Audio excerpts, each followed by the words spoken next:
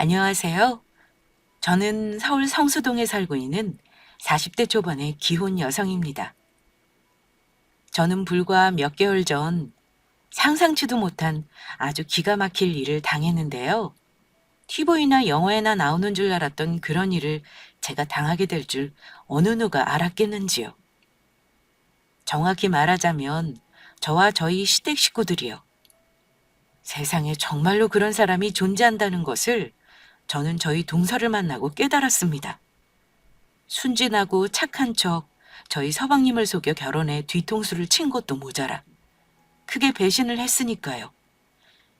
게다가 동서는 자기가 백화점 명품 매장에서 근무한다는 이유로 제가 가난하게 사는 줄 알고 무시하고 막대하다가 결국 저에게 아주 큰 코 다치게 되었습니다.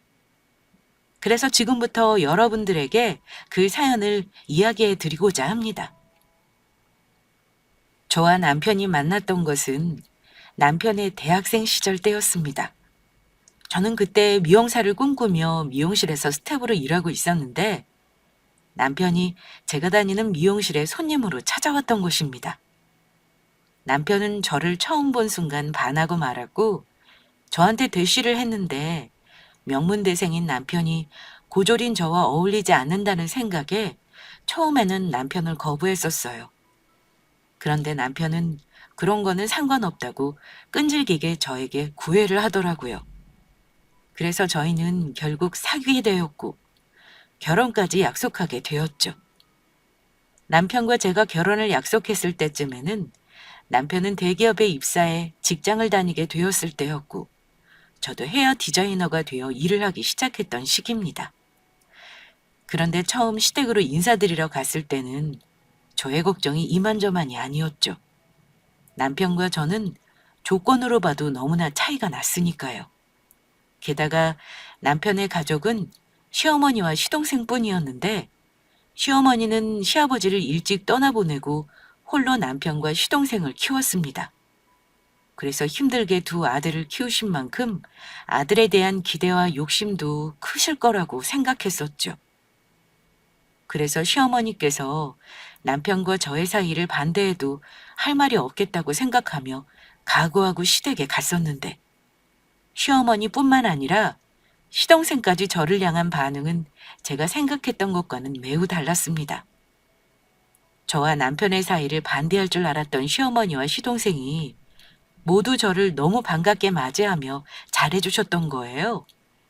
게다가 시어머니는 저를 처음 본 순간부터 정말 친딸처럼 여기시며 예뻐해 주셨고요.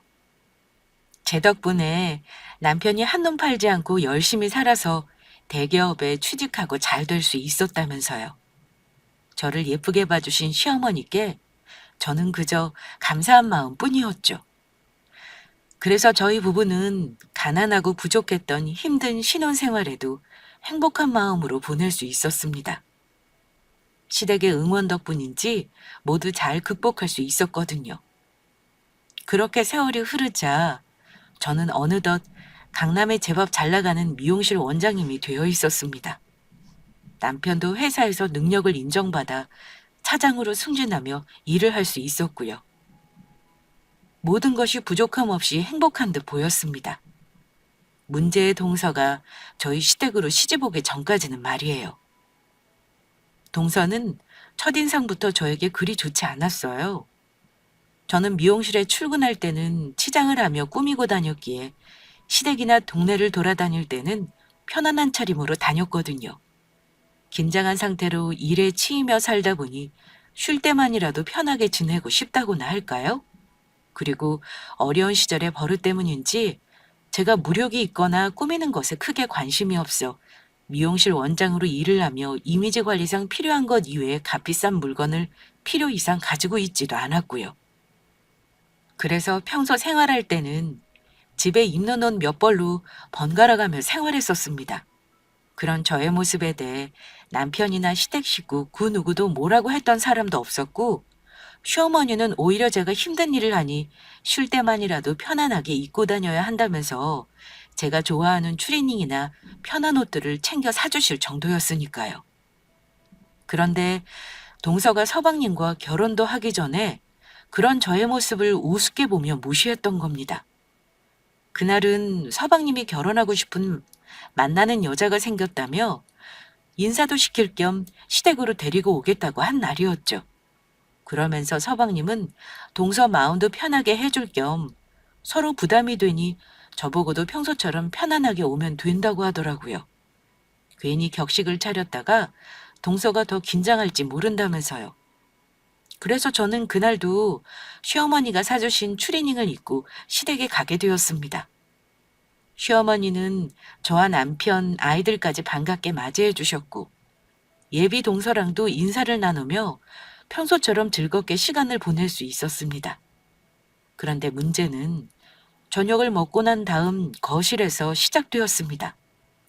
다 같이 밥을 먹은 후 남편과 시동생은 주방에서 설거지를 하고 있었고 저와 동서가 거실에서 과일을 깎으며 후식을 준비했었는데 동서가 다른 시댁 식구들과 같이 있지 않은 틈을 타 저를 평가하듯 위아래로 훑으며 무시하는 듯한 발언을 한 것이에요. 형님은 입을 옷이 그것밖에 없나 봐요? 제 옷이 왜요? 어머니께서 저 생각해서 사주신 건데. 그래서 제가 좋아하고 아끼는 옷이에요. 어머니가 사주신 추리닝이 제일 아끼는 옷이라고요? 형님, 미용실 한다고 하지 않았어요? 네, 그냥 작게 가게 하나 운영하고 있어요. 형님이 운영하신다는 미용실도 뻔하네요.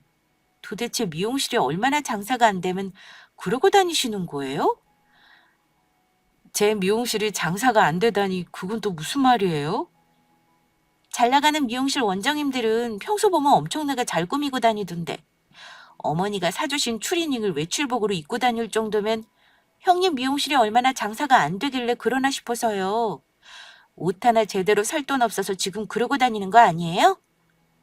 그게 아니고 평소 하도 꾸미고 다녀서 쉴 때라도 편하게 다니려고 그러는 거예요. 어머니도 저 힘들다고 그러라고 하셨고요. 네, 물론 그렇게 말씀하시고 싶겠죠.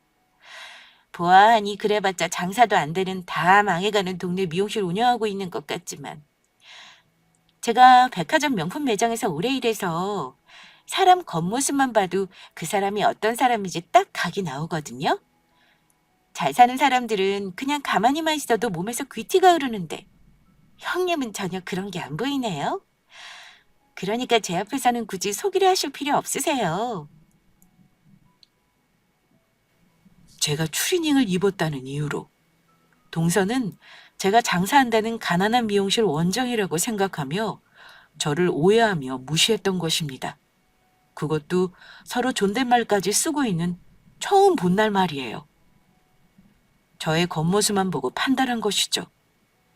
저희 서방님의 성격상 사람을 겉모습이나 조건으로 판단하는 사람이 아니었기에 자기 형수가 잘 나가는 미용실 원장님이라 자랑할 사람도 아니었으니 동서는 저에 대한 정보도 제대로 알지 못하고 있는 듯 했습니다. 그래서 전 동서의 예의 없는 태도에 뭐라고 한마디 해줄까 하다가 이번만은 그냥 참고 넘어가기로 하였죠. 아직 정식으로 저희 사방님과 결혼한 사이도 아니고 아직 어려서 철이 없어 그런다고 생각했거든요. 귀엽게 봐주고 넘어가려 했던 것입니다. 사실 저뿐만이 아니라 동서는 서방님보다도 나이가 8살 정도 어려 나이 차이가 좀 있었거든요. 서방님은 펀드 매니저가 되는 것이 꿈이었는데 그래서인지 대학교 때부터 남들 다 한다는 연애도 안 하고 공부만 하면서 오직 자기 개발에만 힘쓴 사람이었습니다. 증권회사에 취업해 관련 자격증을 따고 열심히 경력을 쌓아 그 덕에 정말로 본인의 꿈을 이룬 사람이었던 겁니다. 누구나 이름만 말하면 다 아는 증권회사에 잘 나가는 펀드 매니저가 되었으니까요. 그래서 뒤늦게 동서와 만나 연애를 해 결혼을 하게 되는 것이니 서방님이 많이 좋아하는 사람에게 나쁜 말은 하고 싶지 않았습니다. 그리고 서방님 말로는 동서가 요즘 사람 같지 않게 순수하고 착한 사람이라고 했으니 서방님 말을 믿고 좀 더 지켜보자는 마음이었죠. 그러니 동서에게는 제가 잘 나가는 미용실 원장이라 소리를 할 수가 없었습니다. 동서가 어떤 사람인지 정확하게 파악할 필요가 있었으니까요. 그래서 정말로 저를 지금 무시하고 있는 것이라면 사람 겉모습만 보고 판단하는 것은 잘못된 것이라 일러주며 나쁜 버릇을 고쳐줘야겠다는 생각이었습니다. 어떤 이유가 돼서든 사람을 무시하는 행동은 결코 해서는 안 되는 것이었으니까요. 하지만 동서의 만행은 날이 갈수록 점점 더 심해졌습니다. 서방님과 결혼해서는 더욱 의기양양해서 저를 무시했던 것입니다. 어머님과 서방님, 저희 남편이 보는 앞에서는 저를 향해 깍듯이 형님으로 대접하듯 연기하다가 둘만 남게 되면 사람을 아주 대놓고 무시했으니까요. 형님, 이 반지 보이세요? 오빠가 저 결혼식 때 해준 반지인데 백화점 명품 매장에서 사준 거라고요. 아마도 형님 형편에는 평생 가도 못 낄 반지겠지만요. 동서, 내가 왜 그 반지를 평생 가도 못 끼요? 그 정도는 나도 마음만 먹으면 얼마든지 사서 낄 수 있어. 형님, 말이 되는 소리를 하세요. 시장에서 파는 추리닝이나 입고 다니는 형님이 이런 바지를 어떻게 마음만 먹으면 사서 낄 수 있어요? 게다가 아주버니가 아무리 대기업 다닌다지만 차장 연봉이 얼마나 한다고요. 형님 지금 사는 집도 분명히 대출받아서 샀을 테고 게다가 아이들 양육비에 돈 들어가는 데가 어디 한두 푼이 아닐 텐데 형님 거짓말을 하고 싶은 거면 좀 현실성 있는 거짓말을 하시라고요. 본인 주제 파악도 좀 하시고요. 그러는 동서야말로 주제 좀 알고 그렇게 말하는 게 좋을 것 같은데? 뭐라고요? 저 주제가 어때서요?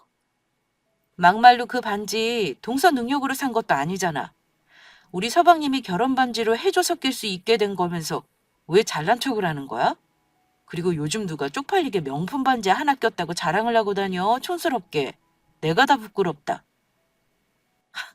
형님, 지금 말 다 했어요? 아니, 말 다 못했는데? 아무리 나이가 어려도 그렇지. 그 정도 나이 먹었으면 철 좀 들어. 명품 어쩌고 하면서 유치하게 그런 거로 자랑하려고 하지 말고 제발 정신 좀 차리라고. 동서는 제 말에 창피하긴 했는지 얼굴을 붉히며 그 순간에는 아무 말도 하지 못하더라고요. 화가 났는지 씩씩거리긴 했지만 말이에요. 하지만 동서가 그 일로 저에게 앙심까지 품을 줄 누가 알았겠는지요.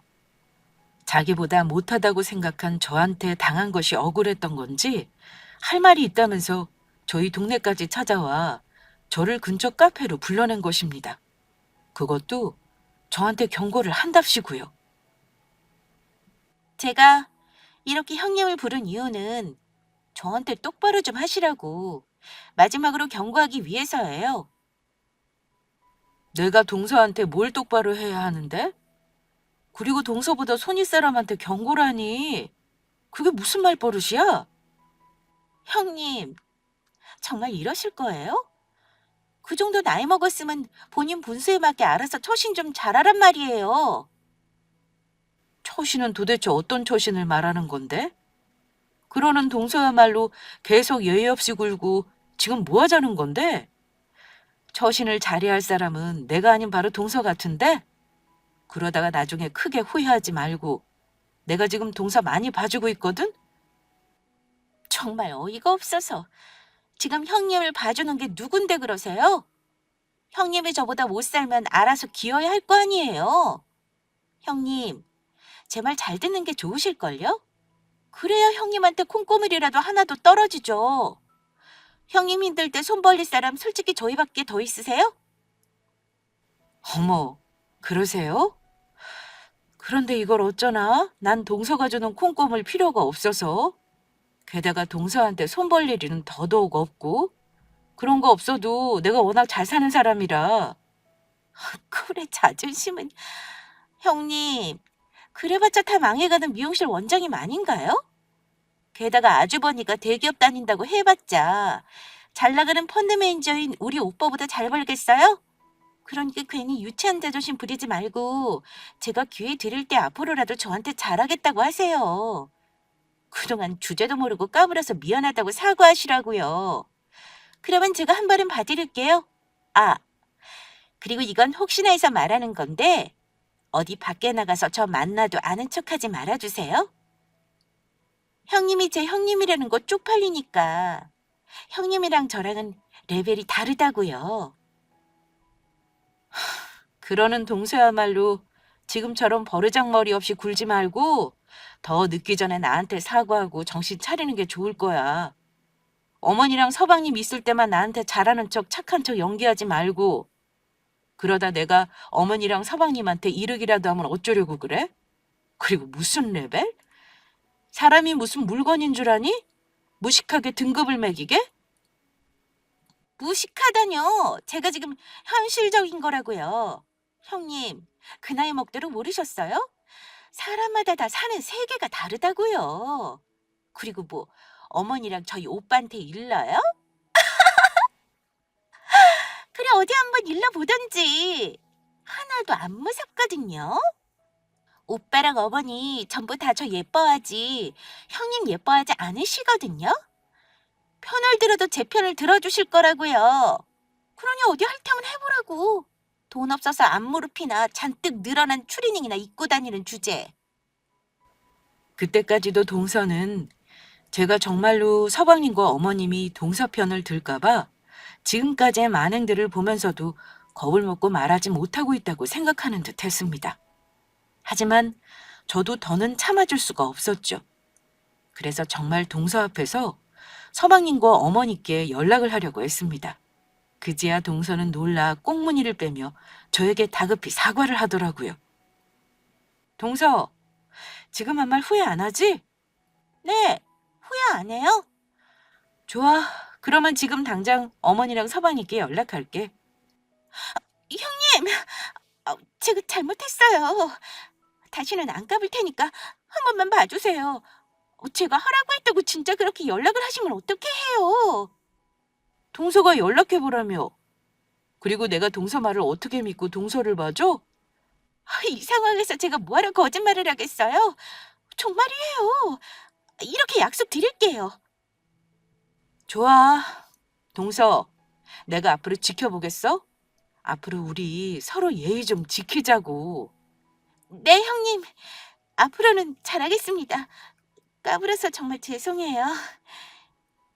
저에게 다시 안 그러겠다고 약속한 동서였지만 전 동서 말을 믿지 않았습니다. 그런 일로 정신 차릴 사람이었으면 제가 진작 충고했을 때 정신을 차렸을 테니까요. 처음엔 도련님이랑 결혼한 지 얼마 안 됐고 저와 나이 차이도 나고 하니 봐주려고 했는데 이젠 도저히 안 되겠다는 생각이 들더라고요. 이건 해도 해도 너무했으니까요. 하룻강아지 범 무서운 줄 모른다고 기회를 봐서 아주 제대로 혼을 내줄 생각이었죠. 동서의 행동은 이미 도가 지나쳐도 한참 지나쳤으니까요.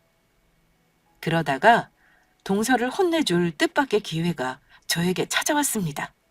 곧 있으면 시어머니 생신이라 어머니 생신 선물을 해드리려고 했는데 마침 동서가 일하는 매장의 가방을 어머니가 좋아하셔서 하나 사드리려 했었거든요. 그래서 시어머니께 깜짝 선물도 해드릴 겸 동서에게 연락을 했습니다. 동서, 어머니 생신 선물로 동서네 매장에서 가방 하나 사드리려고 하는데 뭐 괜찮은 거 있어? 동서가 거기서 오래 일했으니까 어머니께 어울리는 걸로 골라주면 좋을 것 같아서. 형님이 저희 매장에서 어머니 생신 선물을요? 형님, 저희 매장 상품들이 얼마짜리인 줄이나 알고 그러시는 거예요? 그리고 정말 저희 매장에서 어머니 생신 선물 사드릴 능력이 있으시기나 하고요. 장사도 안 되는 동네 미용실 원장님이요? 내가 돈이 없긴 왜 없어.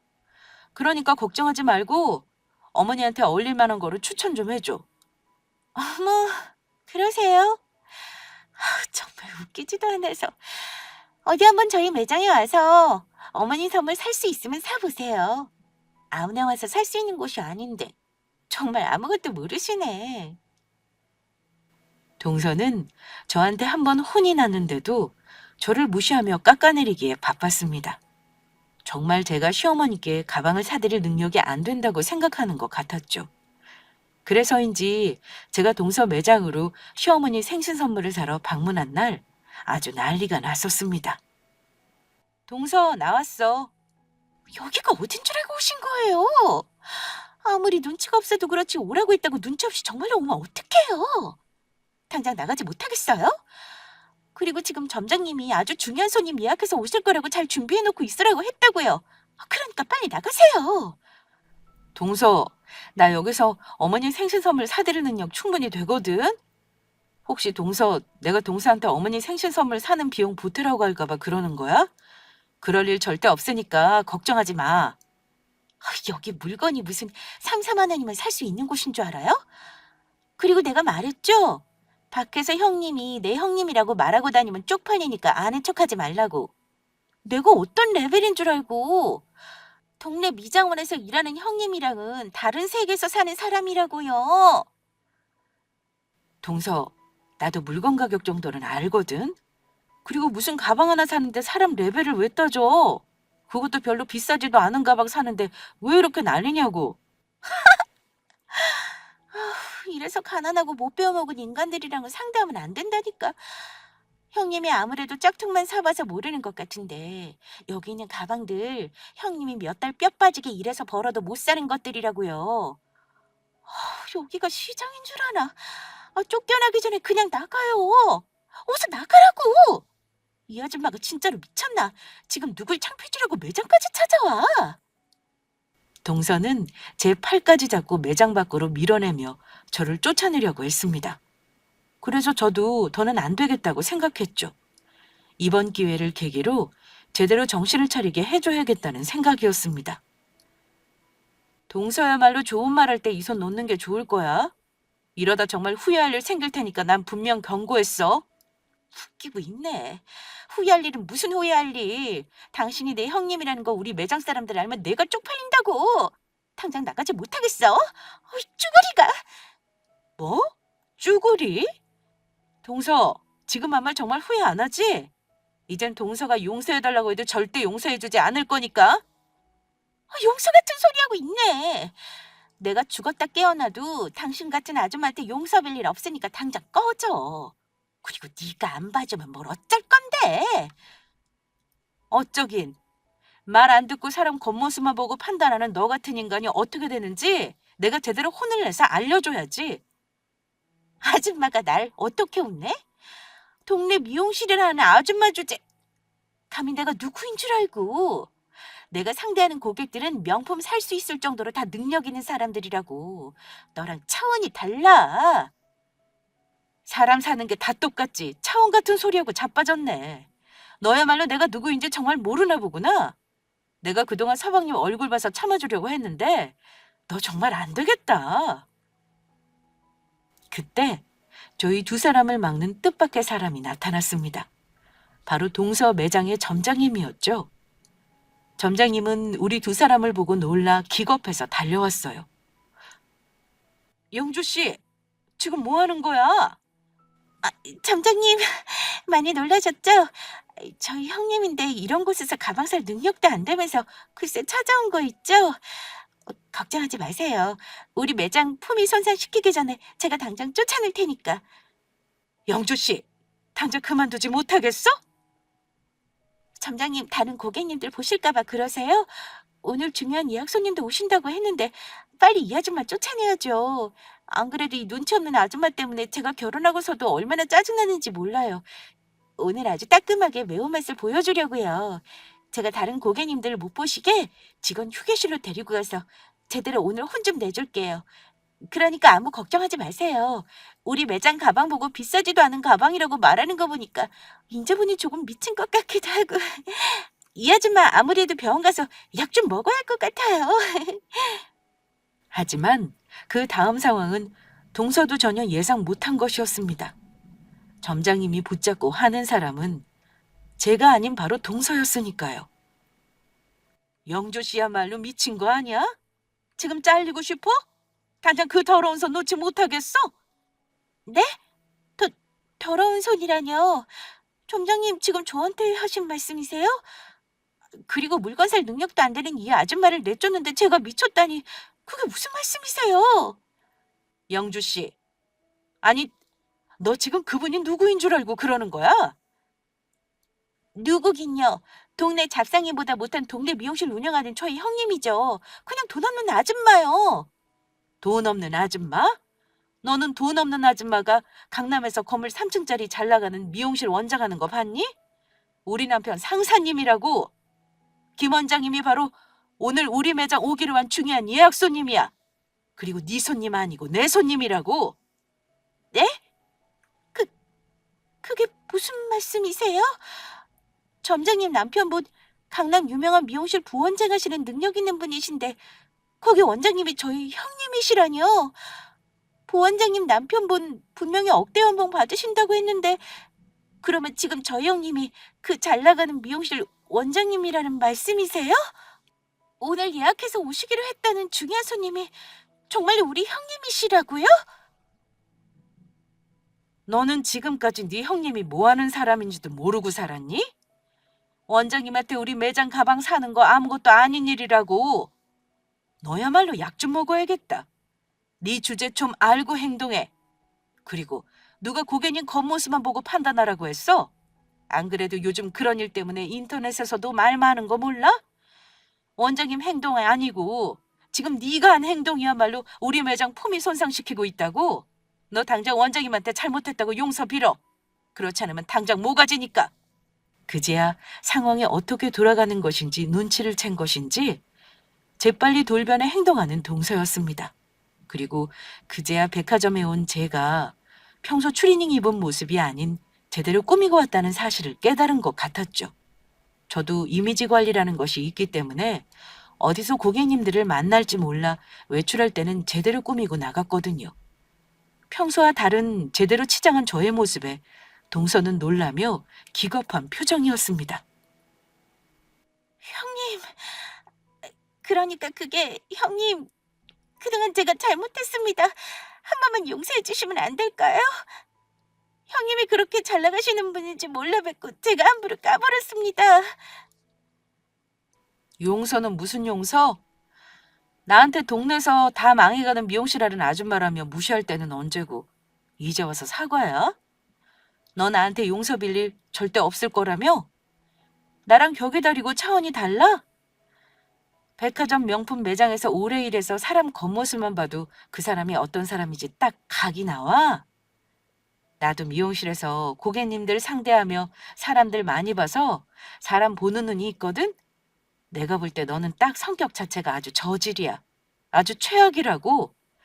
한 식구이고 해서 그동안 참아왔는데 안 될 것 같아. 오늘 있었던 일 전부 서방님이랑 어머니한테 이야기할 테니까 그렇게 알아. 동서는 저를 붙잡고 두 손 모아 싹싹 빌며 애원하기 시작했습니다. 제가 매장에서 무릎이라도 꿇으라면 꿇을 판이었죠. 형님, 제발 한 번만 용서해 주세요.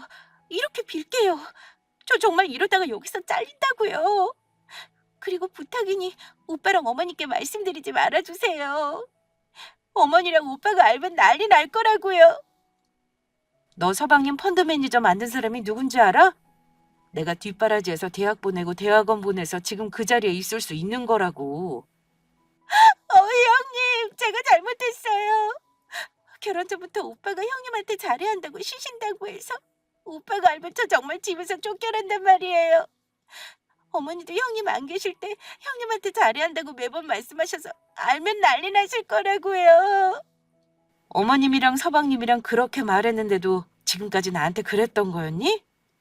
그렇게 빌 거면서 진작 잘하지 그랬어. 서방님이 그 정도로 이야기했으면 진작 눈치 챙겨야지. 다 됐고 나는 오늘 있었던 일 전부 말해야겠으니까 그렇게 알아. 형님, 안 돼요. 그러면 저 점장님한테 말해서 자르지 말아달라고 말씀이라도 해주시면 안 될까요? 내가 왜? 그동안 네가 나한테 어떻게 했는데 스스로 무슨 짓 했는지 잘 반성해봐.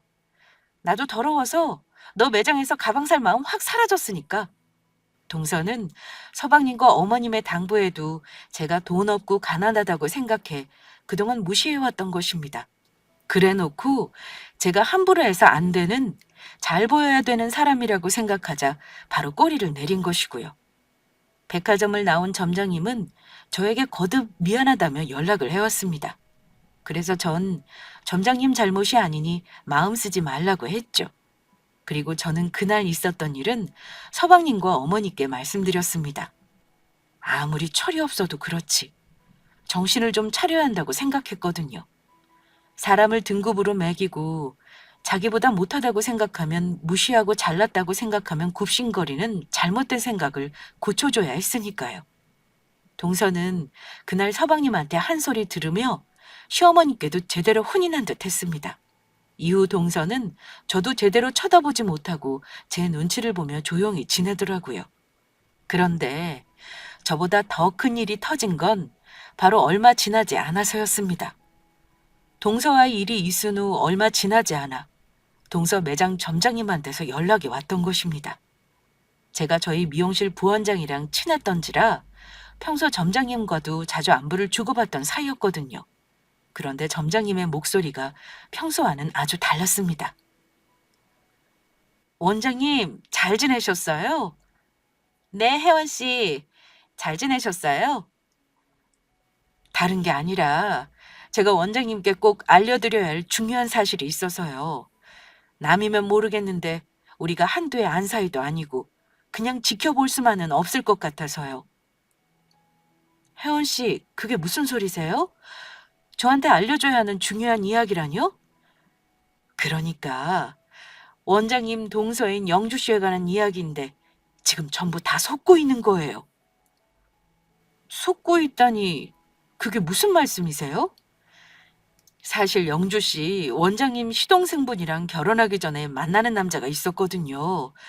저희 백화점 다니는 다른 매장 직원인데 저는 헤어진 줄 알았는데 아직도 둘이 몰래 계속 만나고 있었더라고요. 지금 그게 사실이에요? 둘이 정말 유명했거든요. 하도 매일 붙어 있어서 두 사람 결혼할 줄 알았더니 영주 씨가 갑자기 잘 나가는 펀드 매니저 남자친구 생겼다면서 자랑하더니 결혼까지 한다고 해서 얼마나 다들 놀랐는지 몰라요.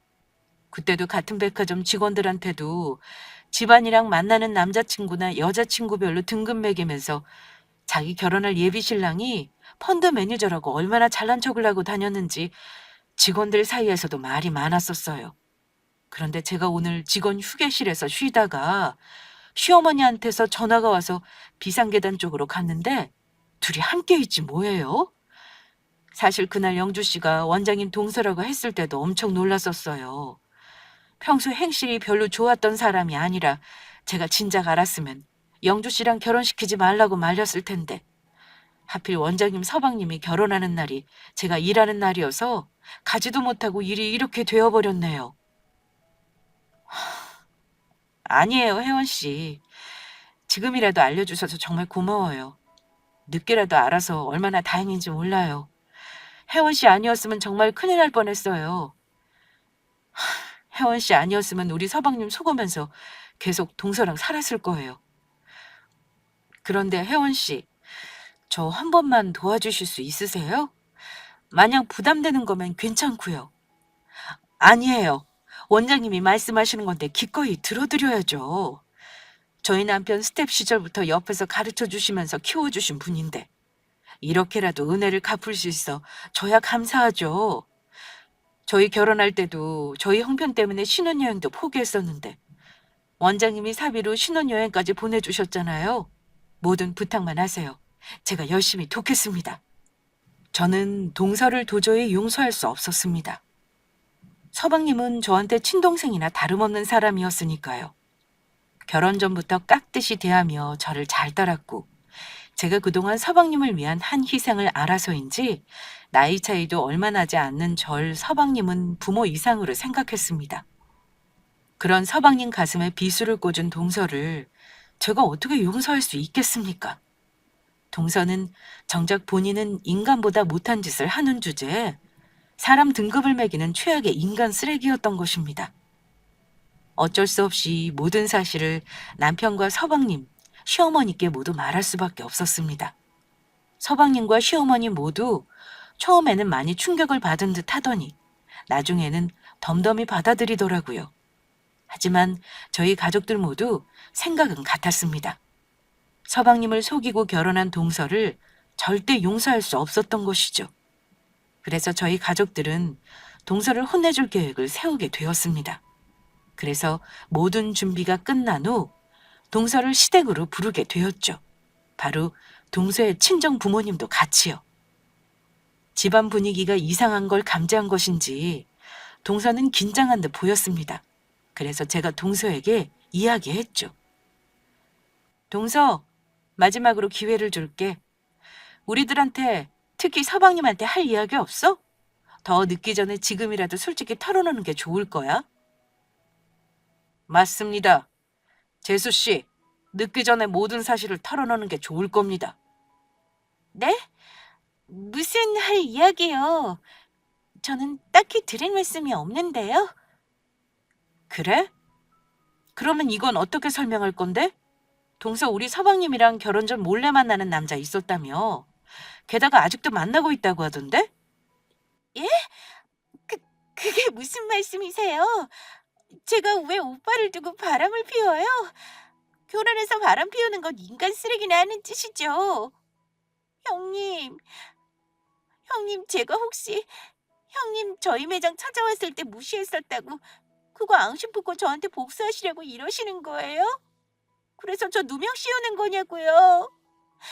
저희 친정 부모님까지 불러놓고 정말 너무하세요. 아무리 제가 미워도 그렇지 어떻게 이렇게까지 하실 수 있어요? 이건 도가 지나치셔도 너무 지나치셨다고요. 당장 저한테 사과하세요. 형님 저한테 복수한다고 말도 안 되는 행동한 이 상황 저한테 사과하시라고요. 그래, 동서 말대로 동서가 바람 피운 게 아니라면 내가 무릎 꿇고 동서한테 사과할게. 아니, 내가 사과의 의미로 무엇이 되었든 동서 소원도 하나 들어줄게. 그게 정말이에요? 그러면 어서 저한테 사과하시고 제 소원도 들어주세요. 전 우리 오빠 두고 바람 같은 거 피운 적 없으니까. 그런데 말이야, 동서. 그 전에 동서가 직접 보고 확인해줘야 할 게 있어. 제대로 이야기해줘야 할 거야. 저는 시어머니와 남편, 서방님, 그리고 사돈 어른들이 보는 앞에서 동서와 상간남이 밖에서 몰래 만나 바람 피운 장면이 담긴 사진을 내밀었습니다.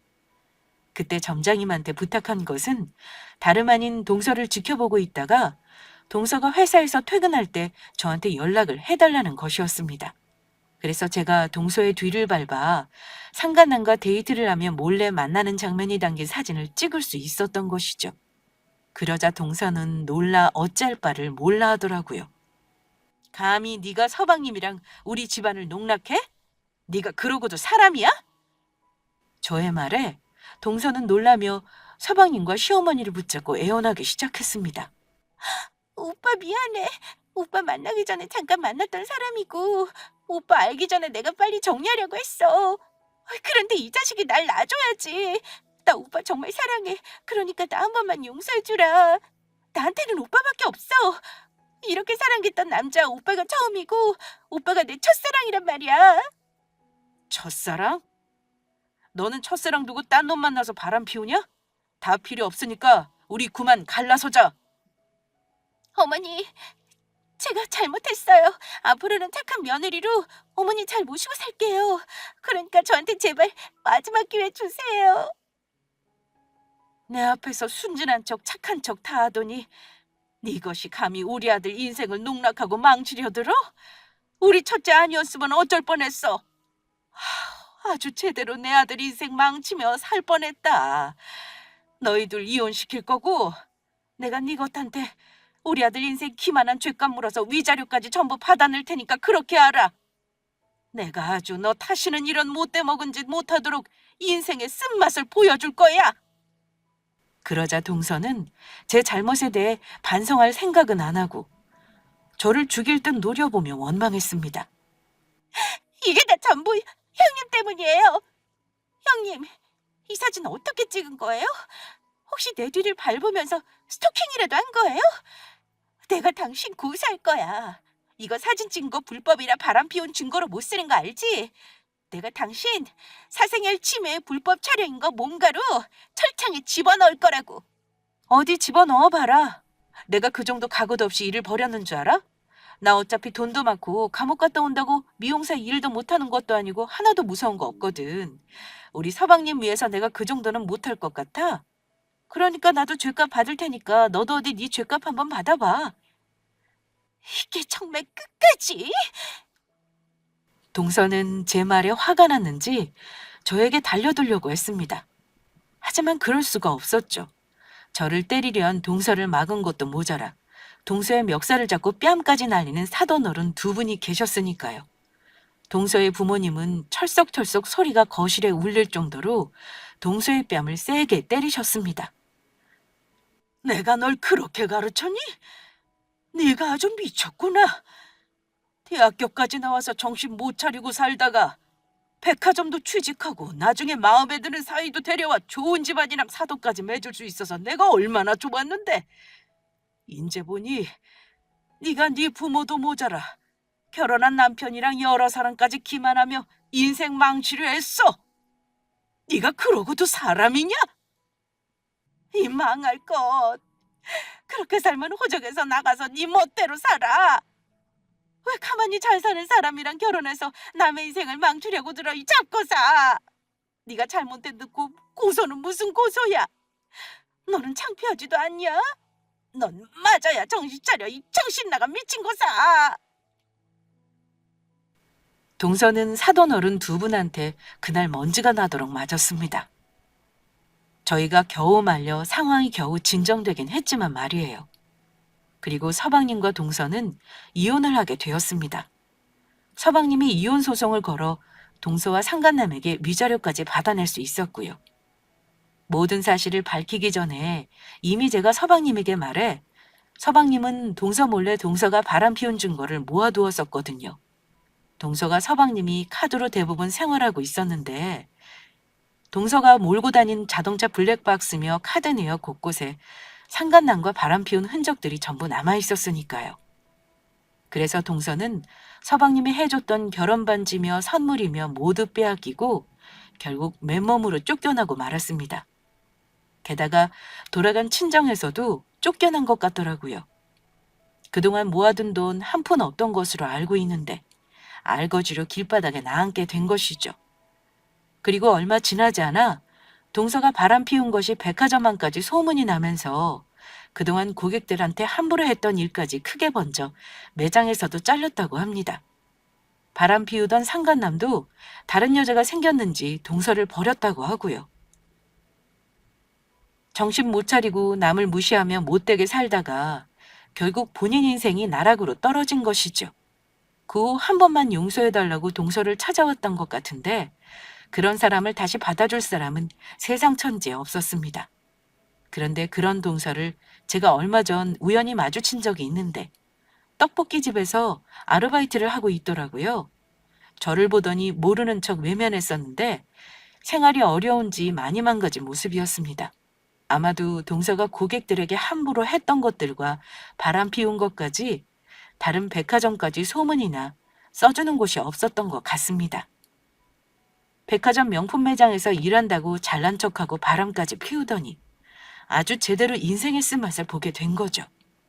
부디 앞으로는 정신 좀 차리고 제대로 인생을 살았으면 좋겠습니다. 저희 서방님은 동서의 일로 충격이 컸던 것인지 한동안 많이 힘들어했지만 지금은 많이 회복한 상태입니다. 그리고 남편이며 시어머니며 서방님까지 모두 저에게 고마워하고 있고요. 제가 아니었다면 정말 서방님 인생이 크게 농락당할 뻔했다면서요. 그 일로 서방님뿐만 아니라 남편까지 저에게 더욱 잘하게 되었습니다. 남편은 저처럼 좋은 사람을 만나 결혼해서 정말 다행이라고 해요. 저 같은 사람을 부인으로 둔 자기는 누구보다 행복한 사람이라면서요. 그러니 저도 시댁 식구들에게 더 잘할 수밖에 없고요. 비록 동서의 일로 가족 모두 상처가 나긴 했지만 지금의 상처를 잘 극복하고 더 행복하게 살도록 노력하려고 해요. 힘들 때일수록 서로를 보듬고 이겨낼 수 있게 도와주는 것이 진짜 가족이니까요. 저희 가족들 모두 믿음과 배려와 신뢰로 그렇게 하루하루 살아가도록 하겠습니다. 끝으로 제가 이 자리를 빌려 동서에게 전하고 싶은 말이 있는데요. 앞으로 사람을 볼 때는 사람 겉모습으로 차별하지 말고 부디 사람의 내면을 보고 대해 주었으면 한다는 거예요. 사람의 겉모습으로 평가하고 따지는 것보다 바보 같은 짓은 없으니까요. 그리고 상대방의 믿음을 배신하며 스스로를 망치고 부끄러운 짓도 앞으로는 하지 말고요. 그 모든 것이 결국 자신에게 돌아오게 되어 있으니까요. 끝까지 제 사연을 들어주셔서 감사합니다. 그러면 여기서 그만 마칠게요.